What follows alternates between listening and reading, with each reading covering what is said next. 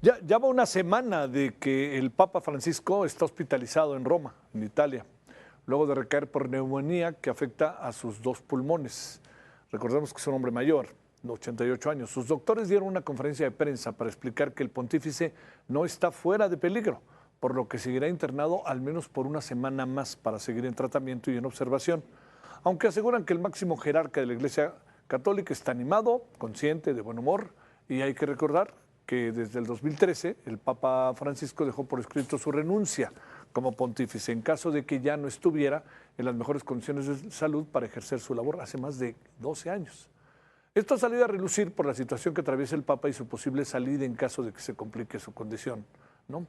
Qué mejor que hablar con Roberto Blancarte, investigador del Colegio de México, sociólogo de las religiones. Roberto, gracias como siempre por tu participación. ¿Cómo te ha ido? Muy buenas noches. Buenas noches, ¿qué tal? Gracias.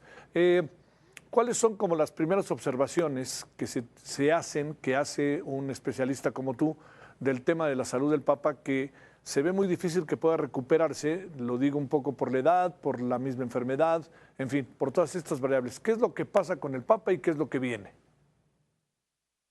Bueno, como todos sabemos, es un papa que ya tiene 88 años.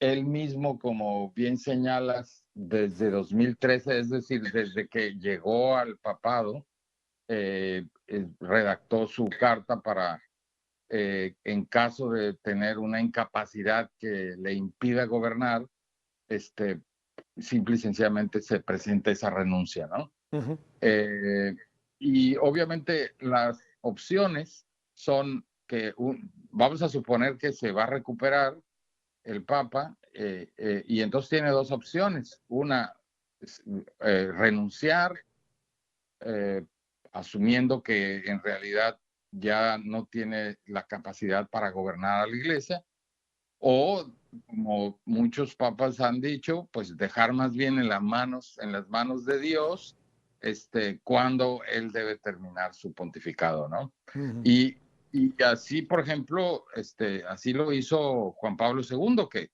él sabía que estaba muy mal, que cada vez estaba peor, y sin embargo nunca quiso renunciar, ¿no? Ujú. La carta, lo que es una carta para, vamos a suponer que llegue a estar en estado de coma o que esté en una situación tal que realmente ya no pueda gobernar, y en ese caso se acciona, ¿no?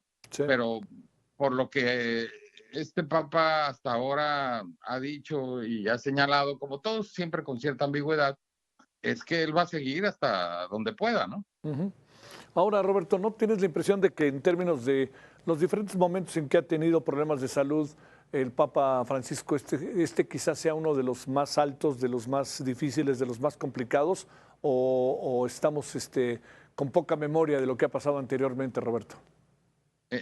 ¿Complicados en qué sentido? ¿De salud? Sí, ajá, Sí, bueno, pero digamos, insisto, en el ejemplo de Juan Pablo II era más evidente su deterioro claro, porque tenía una enfermedad, si no era Parkinson, era una muy cercana a Parkinson, y su deterioro era evidente, paulatino, pero era como que cada vez peor, ¿no? sí, Entonces ahí sí, digamos, se podía prever que en un momento dado ya no iba a poder gobernar.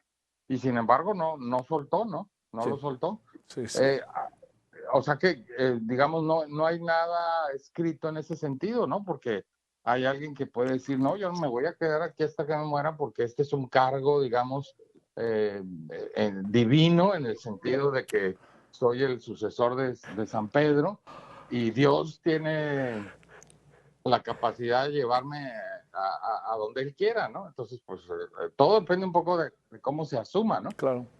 Aquí es donde vemos con mucha claridad digamos, el valor, porque creo que es una cuestión de valentía y de lucidez lo que hizo Ratzinger, ¿no?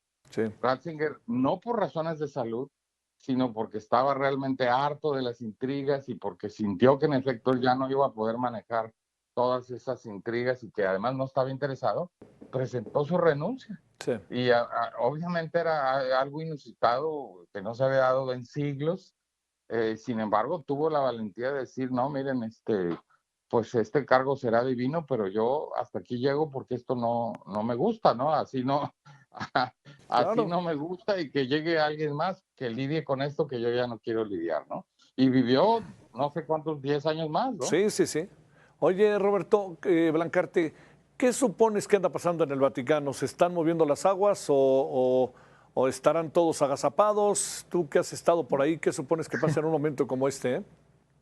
No, pues todo el mundo obviamente empieza a especular Sí, desde años antes, porque desde que, desde que un papa rebasa cierta edad, todo el mundo empieza a asumir pues que no va a durar mucho, ¿no? ujú, Es decir, ya cuando un papa tiene más de 85 años, pues también las posibilidades de que dure no son muchas, aunque hay que recordar que, por ejemplo, de León XIII, que, que murió a los 93 años, ya algunos cardenales decían, híjole, no, nosotros elegimos a un santo padre, no a un padre eterno, ¿no? Pero normalmente, las especulaciones comienzan relativamente de manera temprana, ¿no? Yo recuerdo, por ejemplo, que en el caso de Juan Pablo II, ajá. eh, las especulaciones en el Vaticano comenzaron muy fuerte en 1997, cuando el Papa iba a viajar a Cuba.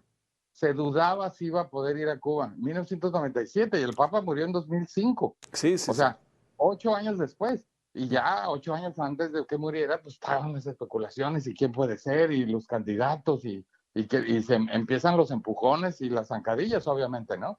Entonces, aquí obviamente esto seguramente está pasando también ahora, ¿no?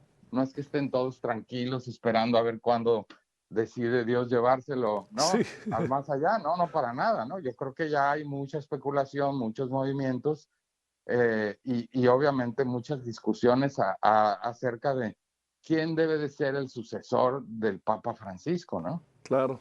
Oye, Roberto, digamos, ¿quién debe ser el sucesor? Y te pregunto, ¿la iglesia podría entrar en esta dinámica que trae el mundo de tanta controversia a su interior para decidir quién pudiera ser eventualmente el futuro papa? El tema de que el mundo se hace a la derecha, cosas de este tipo, ¿también le llegan a la iglesia o la iglesia va por un camino autónomo y sola? No, la iglesia nunca ha estado sola. Ujú. La iglesia siempre ha estado influida por su entorno, el entorno político y el entorno geopolítico. Todavía, digamos, la cosa era mucho más evidente hace 100 años todavía, Ajá. porque los emperadores digamos, y algunos gobiernos de las potencias siempre trataron de intervenir en los cónclaves, ¿no? Y previamente a los cónclaves para presentar los candidatos, ¿no?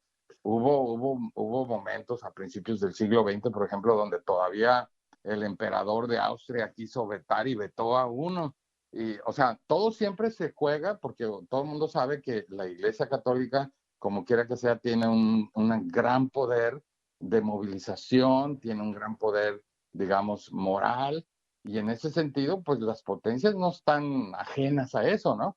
Entonces, obviamente, la Iglesia sí ha tratado cada vez más de que esas influencias sean las menos posibles, pero es simple y sencillamente imposible eliminar la búsqueda de influir en quién puede ser el personaje que esté al frente Sí. de la Santa Sede. Eso sigue siendo, por supuesto, menos, digamos, más discretamente que antes, pero por supuesto que cuenta, porque obviamente hay una diferencia entre si es un papa norteamericano o si es un papa alemán o si es un papa de la India o si es un papa africano, ¿no? Sí. Así que sí, por supuesto que sí, hay muchos movimientos políticos importantes detrás de eso. Y la iglesia además, a lo largo de sus 2000 años de historia, siempre ha estado, digamos, decidiendo en función de los poderes temporales con los que tiene que lidiar. Sí, sí, sí. Oye, y a ver, una muy en breve si se puede. ¿Ha sido un buen balance hasta ahora que el de Papa Francisco o cómo lo consideras, Roberto? No, o sea, oye, Fíjate, sí, aclaro, mira, aclaro que no lo estoy matando, que por ningún tengo motivo. muchos libros para decirlo brevemente. Sí, Tengo muchos libros, unos, por ejemplo, de Marco Politi, que era un vaticanólogo allá del Corriere de la Sera, sí, que tiene un libro que se llama Francisco entre los lobos. Y tengo libros que hablan del doble juego del Francisco, ¿no? Y libros que hablan de la revolución fallida de Francisco. O sea que los balances que se van a hacer seguramente tienen las dos perspectivas, ¿no? Es decir, había muchas expectativas, sobre todo al principio, y a lo mejor no las cumplió, y otros dirán, no, mira, hizo lo que se pudo, a la velocidad que la iglesia siempre va, que es muy lento. Así que, bueno, habrá que hacer un balance detenido, obviamente, ¿no?